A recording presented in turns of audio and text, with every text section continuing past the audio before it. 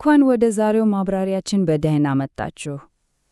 እሺ፣ ዛሬ በጣም አጭር ነገር ግን እጅግ አስገራሚ የሆነ የላብሉሉ ቲቪ ሕፃናት መዝሙር ጽሑፍን አብረን በጥልቀት እንመረምራለን። ታዲያ ይሄ ዝም ብሎ የተለመደ የሕፃናት ዘፈን እንዳይመስላችሁ፣ በዚህ ቀላል በሚመስል ጽሑፍ ውስጥ የተደበቀ ትልቅ ትርጉም አለ። የሰው ልጅን ጠባይ እና ጥልቅ ፍላጎት ፍንትው አድርጎ የሚያሳይ ነው። ስለዚህ ይህንን ጉዳይ እጅግ ትልቅ ትኩረት ሰጥተን ልንመረምረው ተዘጋጅተናል። ዋናው የመነሻ ጽሑፋችን እንግዲህ ይሄው ነው።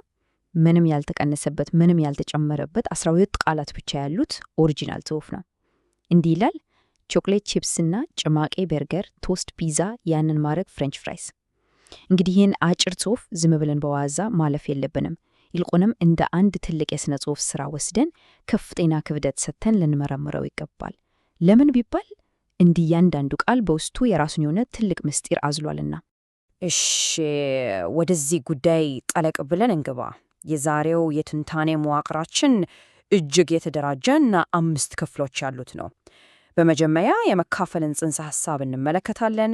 በመቀጠል የምግብ ዝርዝሩን፣ ከዚያም እነዚህን ፍላጎቶች በምድብ እንለያለን። አራተኛው የድርጊት አፈጻጸሙን የሚመለከት ሲሆን በመጨረሻም የመጨረሻውን የደግነት ፈተና አብረን እንገመግማለን። የመጀመሪያው ክፍላችን የመካፈል ጽንሰ ሐሳብ እና ደግነትን በሕፃናት መዝሙር ውስጥ መግለጽን ይመለከታል። እዚህ ላይ አንድ ትልቅ ጥያቄ ማንሳት ተገቢ ነው። እጅግ በጣም ከሚፈለጉ እና ሁሉም ሰው ከሚመኛቸው ነገሮች ጋር ስንገናኝ እውነተኛ ደግነት ምንድን ነው? ይህን ጥያቄ መመለስ የዛሬው ትንታኔያችን ዋነኛ መሰረት ይሆናል። እዚህ ላይ የሚገርመው የቃሉ ትርጓሜ ነው። ደግነት በዚህ የመካፈል አስማት አውዱ ሲተረጎም ከፍተኛ ዋጋ ያላቸውን የግል ፍላጎቶች ወይም ደግሞ እጅግ የምንወዳቸውን ነገሮች በፈቃደኝነት ለሌሎች ማካፈል ማለት ነው። አያችሁ አይደል? ይህ ማለት በቀላሉ የማይገኙ ልክ እንደ ወርቅ ውድ የሆኑ የግል ንብረቶችን አሳልፎ መስጠትን በውስጡ ያካትታል። ወደ ሁለተኛው ክፍላችን ስናልፍ ደግሞ ወደ ዋናው የምግብ ዝርዝር ይወስድናል። በመዝሙሩ ውስጥ የተጠቀሱትን መሰረታዊ መረጃዎችና ምግቦች አንድ ባንድ መተንተን እንጀምራለን። ዝርዝሩን ተመልከቱት። ቾኮሌት ቺፕስ፣ ጭማቂ፣ በርገር፣ ቶስት፣ ፒዛ እና ፍሬንች ፍራይስ። እዚህ ላይ ሁላችንም ልብ ልንለው የሚገባው አንድ ትልቅ ነጥብ አለ። እንደ ውሃ ወይም ብሮኮሊ ያሉ የተለመዱ እና ምናልባትም ብዙም ትኩረት ማይስቡ ነገሮች በዚህ ዝርዝር ውስጥ ጭራሽ አልተካተተውም። ለምን? ምክንያቱም ዝርዝር ውስጥ ያሉት እያንዳንዳቸው ምግቦች ለሕፃናት እጅግ በጣም ተፈላጊና ከፍተኛ ዋጋ ያላቸው ምርጫዎች ስለሆኑ ነው። ሶስተኛው ክፍላችን ደግሞ እነዚህን ውድ ፍላጎቶች በምድብ መለየትን ያሳያል እና ይህ በሚያስደንቅ ሁኔታ የሚያሳየን የሕፃናትን አጠቃላይ ምግብ ምርጫና ስነ ልቦናዊ ገጽታ ነው። መረጃውን ስንመለከት 5 ደረቅ ምግቦች ለአንድ ፈሳሽ መጠጥ የሚለውን ጥምርታ ያሳያል። 5ቱ ጠንካራና ኃይል ሰጪ ምግቦች ሲሆኑ ብቸኛው ፈሳሽ ደግሞ ጭማቂው ነው። አስቡት እንግዲህ ይህ ጥምርታ የሕፃናቱን ጉልበት የማግኘትና ሆድን ቶሎ የመሙላት ከፍተኛ ፍላጎት ምን ያህል እንደሆነ በግልጽ የሚያንጸባርቅ ነው። አሁን ደግሞ ምድቦቹ በጣፋጭ እና ጨዋማ ወይንም የሚያጠግብ ብለን ከፍለን እንያቸው። ጣፋጩ ምድብ ቾኮሌት፣ ቺፕስ እና ጭማቂን ሲይዝ፣ ጨዋማውና የሚያጠግበው ምድብ ደግሞ በርገር፣ ቶስት፣ ፒዛ እና ፍሬንች ፍራይስን ይዟል። ይህም መመልከታችን የሕፃናትን የምግብ ምርጫ እና በመካከላቸው ያለውን ልውውጥ ወይም እንደው በሌላ አባባል ኢኮኖሚያዊ ገጽታውን በተሻለ ሁኔታ ለመረዳት ያስችለናል። አራተኛው ክፍላችን የድርጊት አፈጻጸም ላይ ያተኩራል።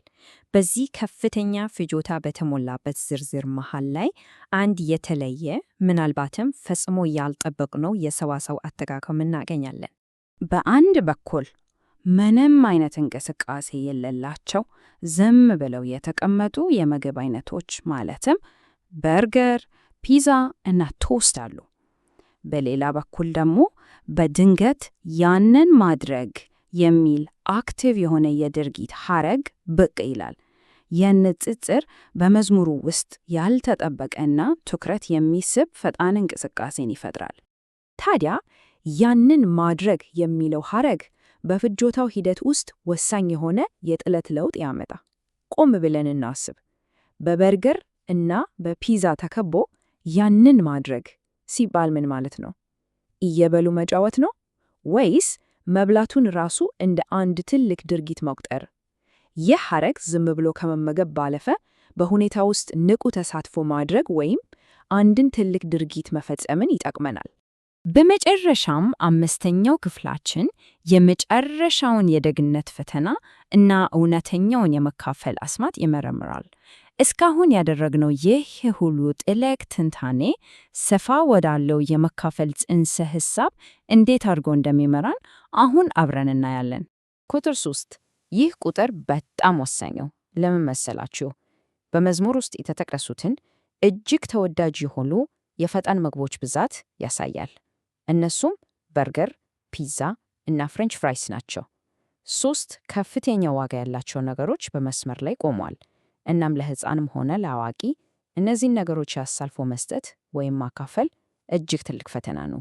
ስለዚህ ዋናው እና ወሳኙ ነጥብ ይህ ነው።